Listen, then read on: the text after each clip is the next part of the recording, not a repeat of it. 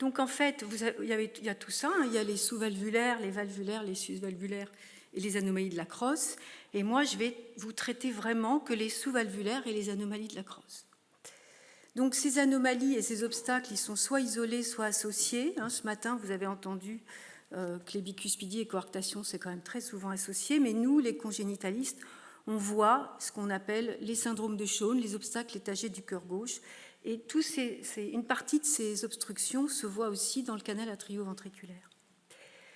Alors oui, les choses changent et les choses vont changer pour vous parce que nous, de plus en plus, on fait le diagnostic de ces obstructions chez le fœtus et que donc, sur des asymétries ventriculaires ou vasculaires, hein, vous voyez là, il y a un petit ventricule gauche et une aorte qui est petite, on peut voir des coarctations vraiment prénatales qui sont exactement la même chose que le scanner qu'on va faire en postnatal.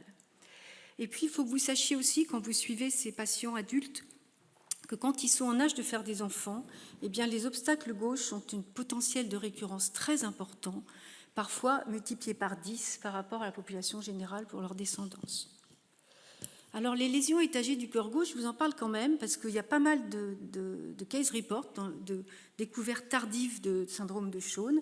Classiquement, donc ça a été décrit dans les années 60, ça associe une sténose mitrale congénitale un peu bizarre, pilier unique, double orifice, des membranes sus-valvulaires mitrales, qui ne vous parlent pas tellement, j'imagine, des sténoses sous-aortiques que vous voyez plus, qui sont d'apparition secondaire, et puis des hypoplasies de l'anneau, des bicuspidies, des coarctations de l'aorte avec plus ou moins d'hypoplasie, et parfois des shunts, parfois c'est simplement une CIA, parfois c'est un canal artériel ou une CIV. Alors pourquoi je vous en parle? Parce qu'en fait, ce sont des lésions complexes à réparer, surtout chez le tout petit, et que donc tous les adultes qui vont survivre à nos tentatives de les soigner vont garder des lésions obstructives, d'évaluation difficile, parce que vous savez que les gradients étagés sont souvent sous-estimés, parce que la loi de Bernoulli, elle ne peut pas s'appliquer quand V1 est supérieur à 1 mètre seconde, et donc on sous-estime l'obstacle d'aval. Par exemple, cette jeune femme qui est née en 2001, qui a été opérée d'une coarctation et d'une plastie mitrale à 18 mois, elle avait un Shawn, elle revient nous voir à 13 ans pour un obstacle sous-aortique. Alors, je ne sais pas si... il faut que je le relance. Vous voyez, ici, c'est une petite voie sous-aortique, probablement une valve anormale, et puis, vous voyez qu'elle avait un double orifice mitral, et là, on le voit vraiment très très bien, ce double orifice mitral. Donc, elle a un obstacle sous-aortique, on voit la membrane ici en 5 cavités, et quand on lui fait une IRM de sa crosse, elle a une réparation de coarctation. Il n'y a pas vraiment de recoarctation, mais cette crosse n'est pas normale. On va en reparler un peu plus tard dans la présentation. Alors, c'est compliqué les syndromes de Shawn, c'est compliqué les obstacles étagés, parce qu'en fait, ces lésions obstructives qui augmentent la pression ventriculaire gauche, elles entraînent des hypertrophies ventriculaires, bien sûr, elles élèvent la pression de remplissage, elles entraînent des contraintes de cisaillement dans les voies d'éjection, lesquelles contraintes de cisaillement vont entraîner des bourrelets, lesquels bourrelets des membranes sous-aortiques.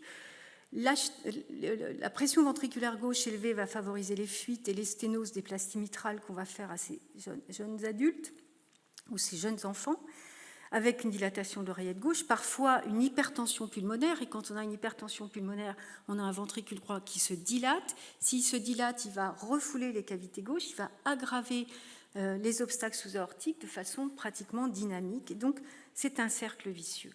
Et en plus, ces enfants, donc, ils grandissent. Donc, quand vous allez les voir à la phase adolescente, eh bien, ça va être justement à ce moment-là que les gradients vont progresser. Et c'est à ce moment-là que nous, on les perd de vue parce qu'ils en ont absolument ras-le-bol d'être vus en cardiologie pédiatrique tous les ans, systématiquement. Alors, donc, je vais vous traiter les sténoses sous-aortiques. C'est vrai que c'est mon dada. C'est vrai que j'ai travaillé 15 ans avec un chirurgien qui était le spécialiste des sténoses sous-aortiques pendant longtemps et qui avait toutes les sténoses rédux, toutes les récidives et toutes les formes complexes de France et de Navarre. Donc, on en a vu pas mal.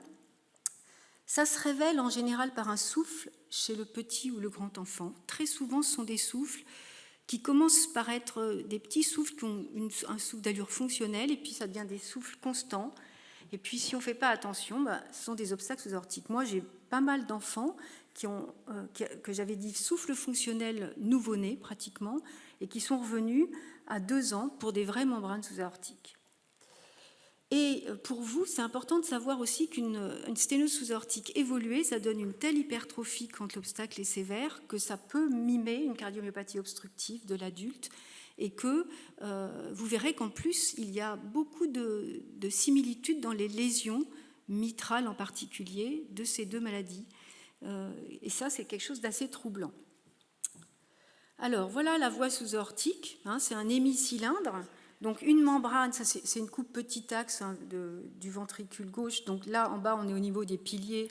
Et puis ici, on est au niveau de la voie sous-aortique. Donc là, c'est la valve antérieure de la mitrale et puis la paroi antéroseptale du ventricule gauche. Donc les membranes, elles se développent en diaphragme, plutôt d'abord à la partie antérieure, mais parfois elles sont circonférentielles et ça fait complètement un diaphragme d'appareil photo. Et puis, elle s'accompagne, alors c'est vraiment des dessins dégueulasses, hein, ce que je vous ai fait, d'un bourrelet sous-aortique, mais enfin, c'est là qu'il se situe dans la partie antérieure, antéroseptale du ventricule gauche. Alors, en fait, ce sont des lésions extrêmement variables. Vous pouvez avoir des membranes très développées avec un bourrelet sur des très belles voies sous-aortiques, membrane qui ici se situe à distance de la valve aortique, vous voyez, et cette valve, elle est assez mobile, elle n'est pas remaniée. Et là, on imagine que bien que cet enfant il ait un gradient important, même s'il est asymptomatique, on va lui retirer cette membrane avec un peu de muscle et il sera guéri. Alors que celui-là, eh bien, c'est un syndrome de Shawn. Vous voyez, la mitrale ne s'ouvre pas tellement bien. Il a déjà été opéré probablement et cette voie sous-aortique, elle est vraiment congénitalement petite et le traitement sera compliqué. Très probablement, ça sera des chirurgies multiples et ça se terminera très probablement par un cono ou un Roscono, voire même par une prothèse. Donc, cette lésion, cette sténose sous-aortique, certes, c'est une lésion acquise qui est la conséquence de plusieurs facteurs, donc des particularités géométriques et des variations anatomiques sur la voie d'éjection, les turbulences des flux, et puis sans doute aussi des facteurs vraiment individuels de réponse des cellules endothéliales au stress mécanique, parce qu'il y a des formes familiales de membranes sous-aortiques qu'on en voit.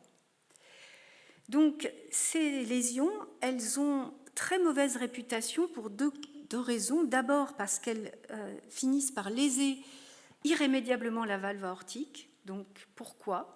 Parce que je vous ai un peu grossi mon schéma et vous voyez qu'il y a une espèce d'enduit fibreux qui se continue par la membrane ici, et que cet enduit fibreux, les chirurgiens, ils nous le montrent bien quand on va au bloc, et je vous conseille, si vous faites opérer un de vos malades, d'aller au bloc pour voir, que cet enduit fibreux, il vient baver et envahir toute la partie proximale de la face ventriculaire des valves aortiques, et c'est la raison pour laquelle, parfois même indépendamment de la lésion de jet, indépendamment même du gradient, apparaissent des fuites aortiques chez ces enfants.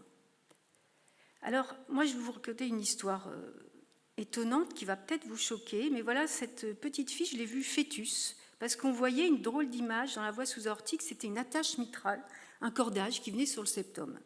Elle est née, elle allait très bien, elle n'avait pas de souffle, je l'ai vue tous les ans, pas de souffle. Au bout d'un moment, j'ai dit, allez, tu reviens dans 3 ans, j'en ai marre.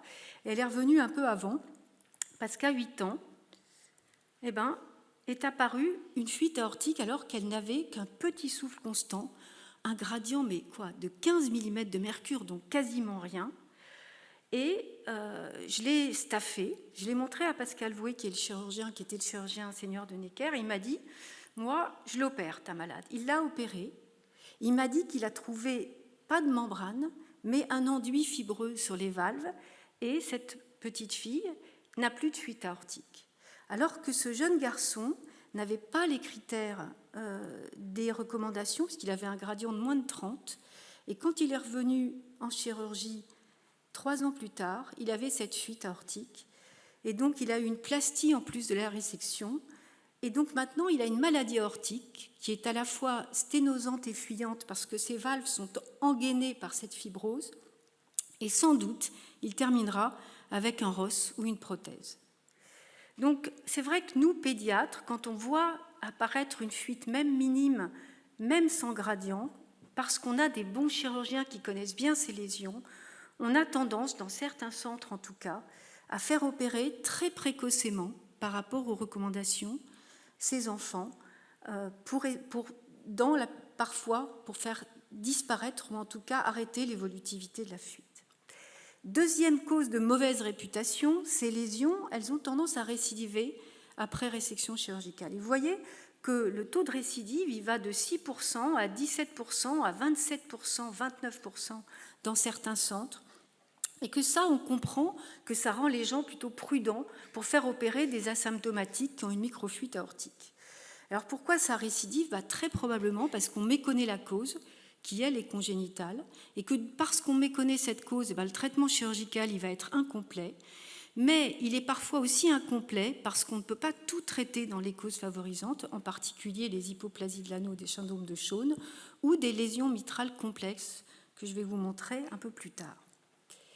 Donc les lésions prédisposantes, elles sont assez connues, on les trouve dans la littérature, c'est le malalignement septum-orifice aortique, les bourrelets musculaires qui partent du bord d'une CIV, la calibration de la voie sous-aortique sous les hypoplasies de l'anneau, un peu comme on le voit dans les mismatchs des prothèses, les anomalies mitrales, qui sont les mêmes que celles qu'on retrouve dans les CAV et dans les cardiomyopathies hypertrophiques de l'adulte. Enfin, dans 50% des cas, très sincèrement, même quand on a un œil acéré et comme le mien, de temps en temps, on ne trouve absolument pas de cause évidente, favorisante à l'apparition de ces sténoses sous-aortiques. Alors voilà des exemples. Alors je ne sais pas trop, non, ça ne démarre pas dans l'ordre, c'est pas grave, oups.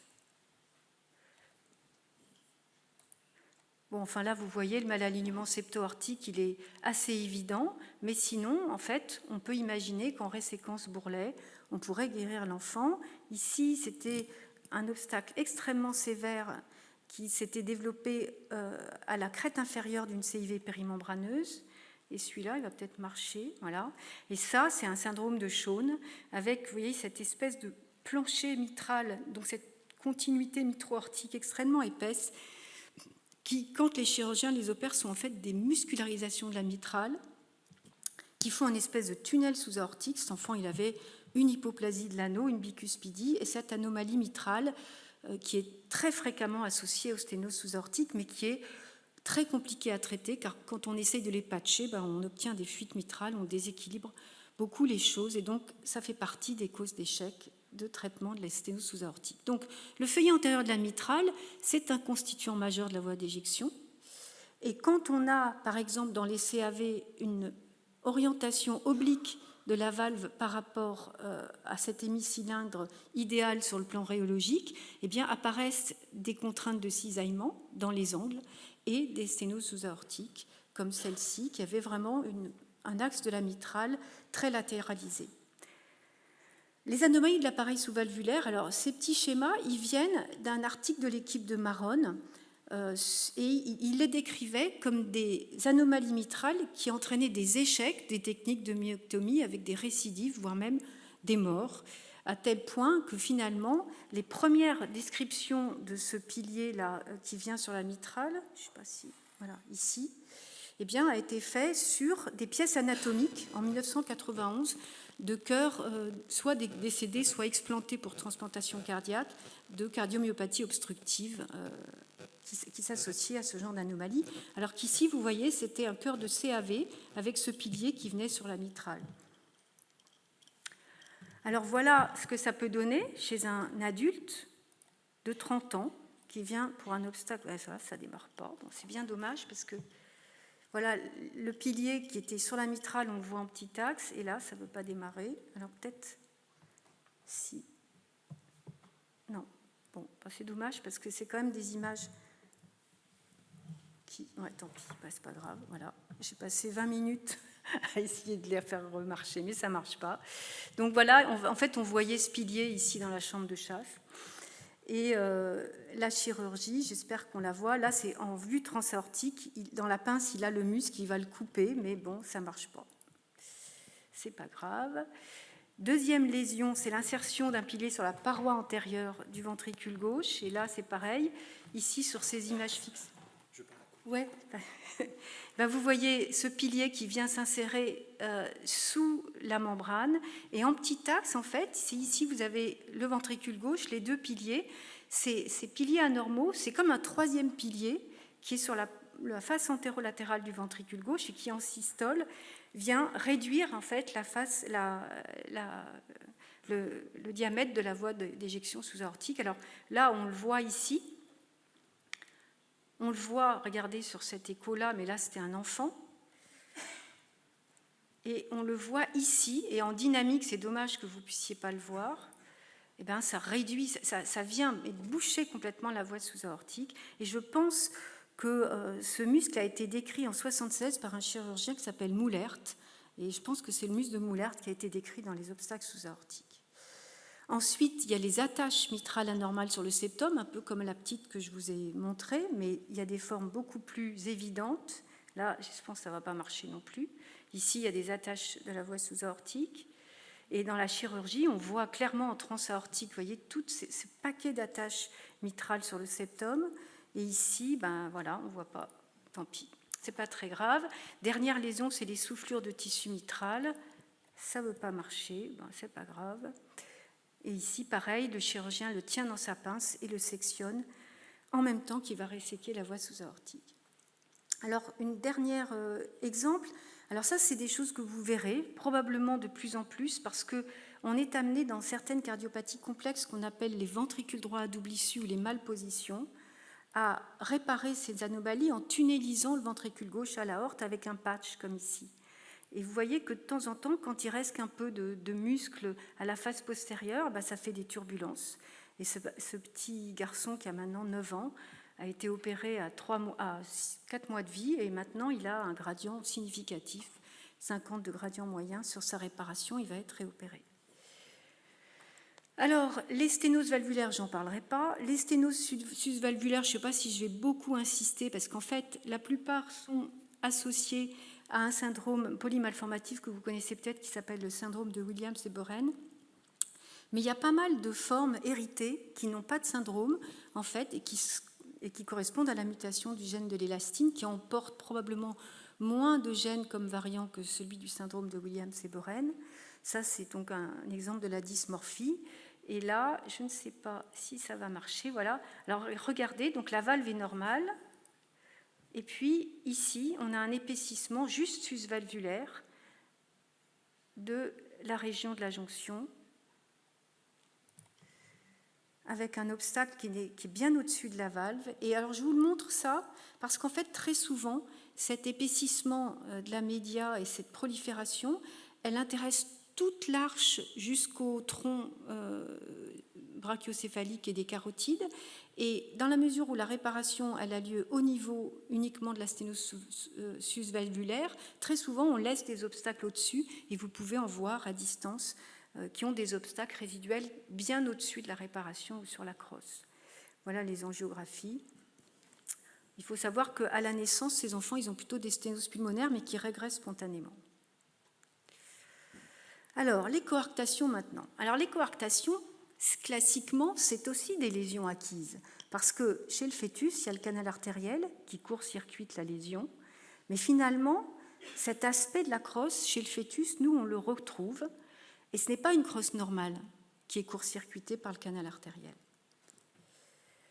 Alors, bien sûr, la coarctation, c'est un diagnostic clinique et ça doit le rester. C'est l'asymétrie des pouls. Vous ne sentez pas les pouls fémoraux, vous sentez des pouls amples aux membres supérieurs. Il y a un gradient tensionnel. Vous savez que normalement, on a plus de pression aux membres inférieurs qu'aux membres supérieurs.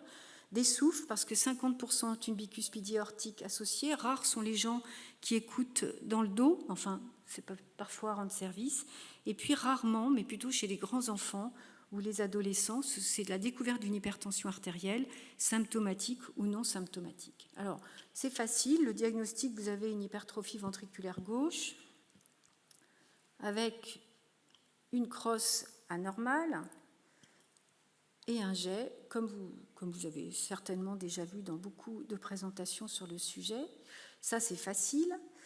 Plus difficile est cette histoire. Vous voyez, c'est une petite fille qui était suivie pour une CIV et une bicuspidie. La CIV était considérée comme fermée, mais un souffle était réapparu. Alors en fait, moi j'ai commencé par mettre la sonde, je me suis dit, bon, elle a un canal artériel, franchement, c'est rien. Je ne l'avais pas examinée. Hein. Et puis je regarde sa crosse et je me dis, tiens, c'est quoi ce bazar là? Et puis en fait, sa crosse, quand on met le Doppler, il y a un gradient. Certes, il n'est pas très diastolique, mais il y a presque 4 mètres.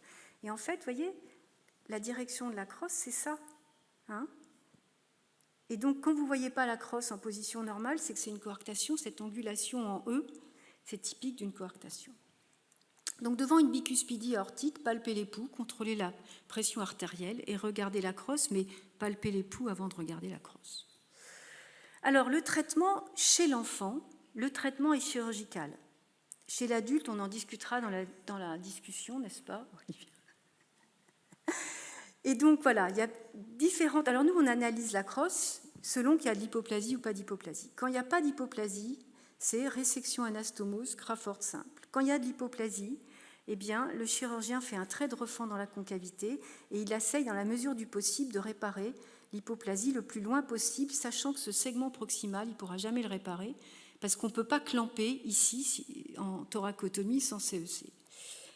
Voilà. Ensuite, il y a certains chirurgiens qui, pour corriger cette hypoplasie entre les deux vaisseaux, font ce qu'on appelle une gondole. Vous verrez que ça ne donne pas toujours d'excellents résultats, parce que ça tire énormément sur les structures et ça peut parfois faire resserrer en fait l'anastomose inférieure. Et enfin, il y a beaucoup de gens, pas tellement en France, mais beaucoup de gens ailleurs, qui mettent des patchs sur les crosses aortiques et on va voir que ça peut quand même donner des petits soucis. Alors, les recoarctations de l'aorte sans hypoplasie de l'arche, eh bien, chez l'enfant, nous, on les dilate. Et plus on les dilate tôt après chirurgie, et plus ça donne des bons résultats. Et chez l'adulte, on les dilate et on les stent. Et ça donne aussi des bons résultats. Par contre, voilà la seule question, donc j'ai quand même fait une petite observation. Un monsieur de 31 ans qui a été opéré à l'âge de 2 ans d'une coarctation de l'aorte, qui est asymptomatique et qu'on vous envoie simplement parce qu'il a une hypertension artérielle avec surcharge gauche électrique, son cardiologue qui ne trouve pas ça normal. Il a un petit souffle précordial haut, mais on palpe bien ses pouls sans asymétrie particulière, en tout cas à la palpation. Alors voilà, il a une hypertrophie ventriculaire gauche, là franchement il ne fait pas semblant. Et il a une bicuspidie, je pense, je ne sais pas si on la voit, peut-être, peu importe. Il a une bicuspidie, pas tout à fait classique, parce que je pense que son rafé est là, donc je pense que c'est les 20%. Et sa mesure de pression aux 4 membres, c'est 165 en haut, pardon, et 150... Oh, bah c'est bizarre, parce que c'est pas, ça a disparu, bon, c'est pas grave. 165 aux membres supérieurs et 155 aux membres inférieurs. Alors, question, je vous réveille.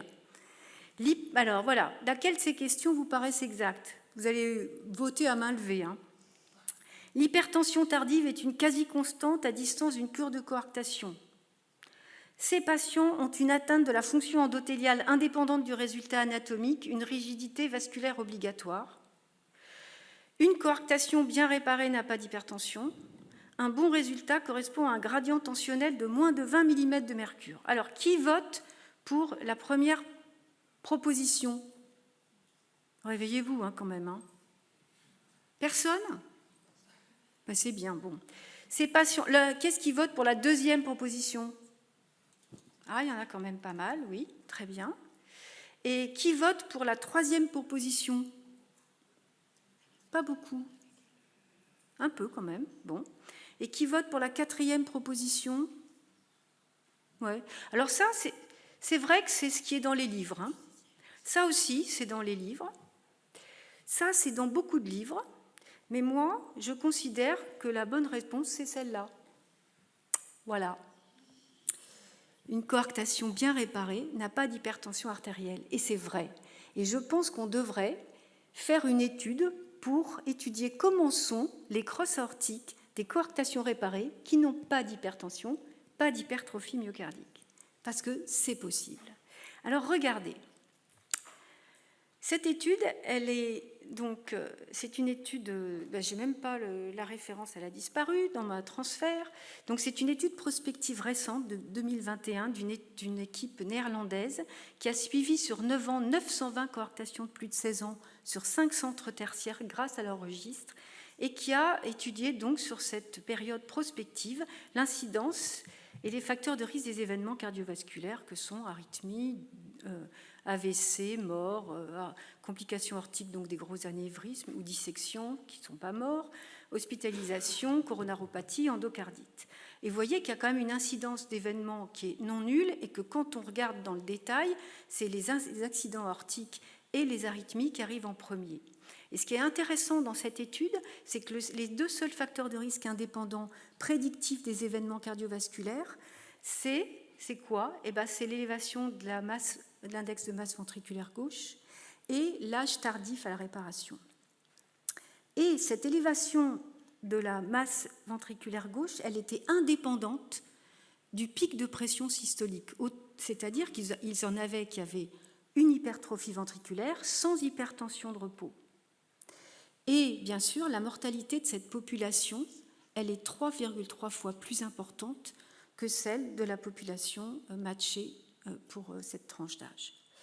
Donc ça veut dire quoi? Ça veut dire que les adultes qui ont été réparés d'une coarctation, bien sûr, ils ont besoin d'avoir une surveillance, que les hypertrophies à pression normale, moi je ne vois pas ce que ça peut être d'autre quand ils n'ont pas de bicuspidie obstructive qu'une hypertension d'effort, donc il faut leur faire des tests d'effort. Et je ne sais pas, il n'y a rien de très très précis dans la littérature, mais je crois que la précocité de la montée tensionnelle pour les premiers paliers, je pense que c'est un argument. L'écho d'effort, ça ne va pas apporter beaucoup de choses de plus, peut-être la précocité d'apparition du pic systolique ou l'apparition d'un flux diastolique. En tout cas, tout ça, ça doit faire rechercher des lésions obstructives résiduelles sans recoarctation, donc qui sont théoriquement des bons résultats, d'après vos critères, puisque vous avez voté pour. Eh bien, donc il faut leur faire des angioscanners ou des IRM 4D flow, des KT angio avec courbe de retrait. Donc mon petit monsieur, voilà sa crosse en écho, avec un flux déjà au repos à 3 mètres, certes sans diastole, donc ce n'est pas une recoarctation, mais c'est une hypoplasie. Et voilà donc son IRM reconstruit 3D. Voilà sa crosse. Donc il a une aorte ascendante dilatée. À partir de la carotide gauche, il a une grande hypoplasie jusqu'à la sous-clavière gauche, puis après c'est dilaté. Et vous remarquerez qu'il a une grande collatéralité qu'il ne devrait pas avoir s'il a été opéré à 2 ans et qu'il n'a pas d'obstacle résiduel. Donc, ce monsieur, alors j'avais une diapo, mais elle a disparu, c'est pareil. Il a été opéré, on a essayé de lui faire une réparation sous CEC, échec, et finalement, le docteur Lecomte lui a mis un tube aorto-aortique à droite, c'est-à-dire un tube entre l'aorte ascendante qui passe en sous-diaphragmatique pour rejoindre l'aorte descendante. Donc ça fait un tube qui est long, qui est angulé, mais en tout cas, après cette mise en place de tube, il n'était plus hypertendu, ou en tout cas à peine hypertendu, et son hypertrophie a nettement régressé. Donc, une HTA résiduelle, ça peut exister sur les hypoplasies résiduelles, ça existe aussi sur les anomalies de l'architecture de l'arche, et ces aspects de crosse gothique, elles sont connues pour donner de mauvais résultats en termes de niveau tensionnel. Théoriquement, c'est l'arche roman qui doit être le meilleur, mais on ne peut pas réparer cette crosse pour la rendre comme ça, en tout cas pas simplement, peut-être avec des tubes. Donc les hypoplasies résiduelles, voilà encore un autre exemple, et ça c'était un jeune homme de 18 ans qui a une bicuspidie aortique non sténosante, mais une aortopathie de bicuspidie, comme vous pouvez le constater, et le même genre d'hypoplasie. Donc ce jeune homme, il a un anévrisme, une hypertension, il est donc à risque accru de dissection aortique, je pense qu'il ne faut pas le laisser comme ça. Un autre exemple, ça c'est un enfant de 11 ans qui a une nette hypertrophie myocardique avec une crosse très anormale et une angiographie, vous voyez qu'il y a vraiment une dilatation de la plastique qui était une gondole, mais que sous la gondole, la région de la réparation est étroite. Et en fait, moi je l'avais envoyé pour dilatation stent, et en fait à Necker ils l'ont récusé parce qu'il était trop petit, mais j'en ai pas fini avec lui. Donc voilà, il y a ensuite les anévrismes sur la réparation. Là encore, c'était une gondole, et je pense que, je ne sais pas si ça déroule, peu importe. Vous voyez cet anévrisme de la gondole. Et ce patient-là, que j'ai envoyé à Xavier, mais il s'est barré, qui avait eu un patch opéré, je ne sais plus très bien où, en Allemagne, et qui maintenant a cet aspect d'anévrisme de l'aorte ventrale qui est quand même assez préoccupant. Donc, en conclusion, alors, les obstacles sous-aortiques sont des lésions acquises sur des anomalies congénitales préexistantes et seul un traitement de la cause peut prévenir les récidives. Seule une chirurgie précoce avant l'aggravation de la fuite peut permettre d'espérer une guérison. Une coarctation bien réparée ne doit pas être hypertendue, donc ça nous concerne, nous les congénitalistes, donc il faut qu'on les fasse bien réparer. La population de jeunes adultes mal réparés, hypertendus, deviennent précocement de grands malades vasculaires à haut risque. Donc ceux-là, il faut les surveiller comme le lait sur le feu et nous les renvoyer pour qu'on réfléchisse à ce qu'il faut leur faire. Donc tout HVG doit faire rechercher une HTA d'effort, un obstacle résiduel, donc il faut les documenter.